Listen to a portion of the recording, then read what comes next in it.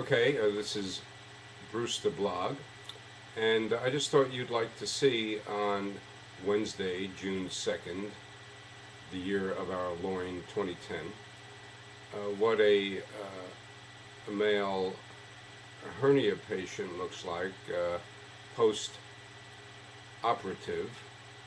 Let's see, it's been about 9 hours, almost exactly 9 hours now, since I went under the knife.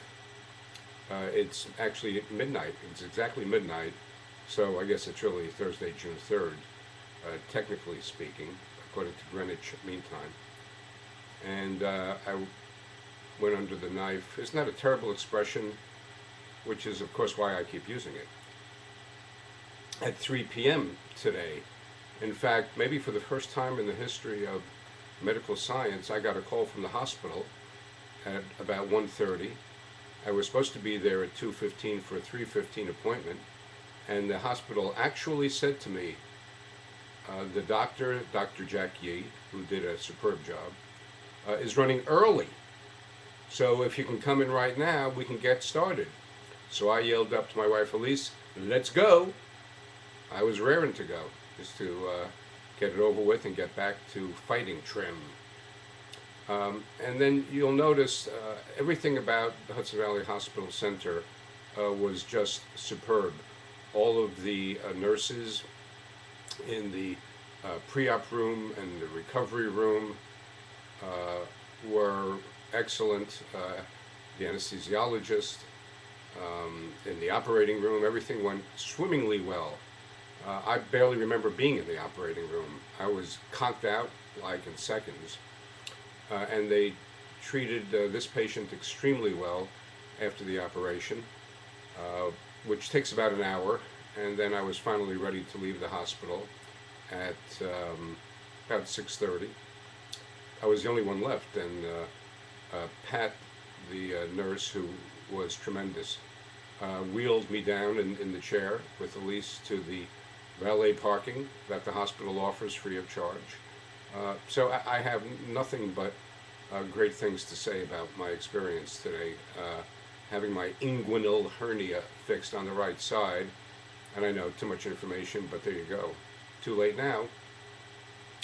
And the only thing, and this really worked out as well, the only thing I didn't anticipate, I didn't see it in the documentation and nobody mentioned it to me, and I would suggest to the hospital personnel that they do tell people who are having this kind of procedure to bring either shorts or like pajamas or something, or workout pants, sweats, something very loose, because I wore regular pants. And when I was ready to leave and I had to get up from the bed, and that was, I'm sore obviously, it was uncomfortable. The thought of putting on regular slacks that fit snugly was out of the question. And so Pat very quickly and thoughtfully said, well, she could get me a pair of scrubs, which explains why I'm wearing this, because my wife Elise, who's always thinking and always on top of everything, said, you must have something that my lame-o husband over here can wear, the little crybaby. No, she didn't really say that. Maybe she was thinking it, but she didn't say it. And so Pat very quickly, with dispatch, got these, and they were very easy to put on.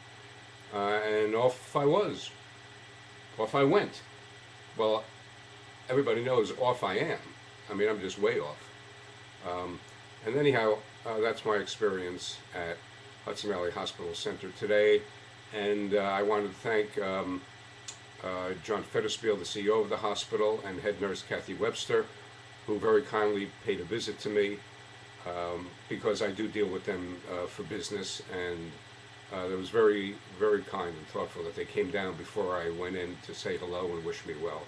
So I thank John Fetterspiel and Kathy Webster for that. And thanks to everybody who wished me well and contacted me even after the operation. As you can see, it went really well. Dr. Yee did say the hernia was larger than he thought, because they did catch it very early, very soon, and they said it was rather small, but he said it was actually bigger than he thought it would be, and that it was a good thing that they did the procedure. So I'm feeling pretty good about everything. And I'll be signing off now, and we'll catch up with you later on. Anyhow, thanks for listening and watching. Well, thanks for listening to, and watching, Bruce the Blog.